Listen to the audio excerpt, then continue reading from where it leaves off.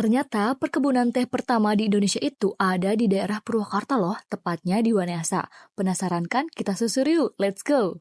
Jadi perkebunan teh ini diprakarsai sama seorang ahli teh yang bernama Jacobs Isidorus Ledwig Levian Jacobson pada tahun 1827.